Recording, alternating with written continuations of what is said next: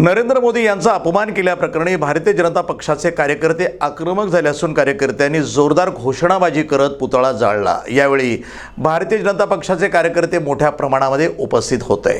युवक काँग्रेसच्या अध्यक्षांचं मानसिक संतुलन बिघडलं आहे। काही दिवसांपूर्वी त्यांनी स्वातंत्र्यवीर सावरकर यांचा पुतळा जाळला होता, ज्या सावरकरांनी आपला सर्व परिवार देशासाठी बलिदान केला आणि आता जिल्हा परिषदेत देशाचा गौरव वाढवणाऱ्या प्रधानमंत्री नरेंद्र मोदी यांच्या फोटोला काळे फासण्यात आले। हा देशाचा अपमान आहे। कुणाल राऊत यांना अटक करण्यात आली आहे, मात्र त्यांनी मानसिक संतुलन तपासून बघावं आणि योग्य नसेल अशी भाजपची मागणी आहे, अशी टीका बंटी कुकडे भाजप शहर अध्यक्ष नागपूर यांनी केली आहे। महाराष्ट्र प्रदेश युवक काँग्रेसच्या अध्यक्षांची मती भ्रष्ट झालेली आहे। त्याचं मानसिक संतुलन बिघडलेलं आहे।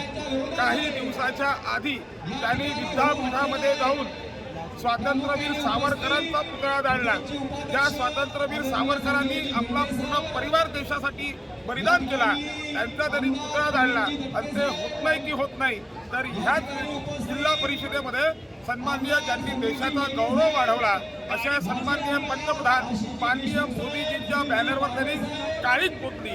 हा मोदीजींचा अपमान म्हणजे हा देशाचा अपमान आहे, हा भारताचा अपमान आहे आणि हा अपमान भारतीय जनता पार्टी कदापि सहन करणार नाही। आता पोलिसांनी त्याला अटक केली आहे, पण माझं म्हणणं आहे भारतीय जनता पार्टीची मागणी आहे की त्याची मानसिक स्थितीची पडताळणी करावी। तो मानसिक रोगी आहे की नाही, जर असेल तर त्याला पागलखान्यात पाठवावे। NTV news Marathi.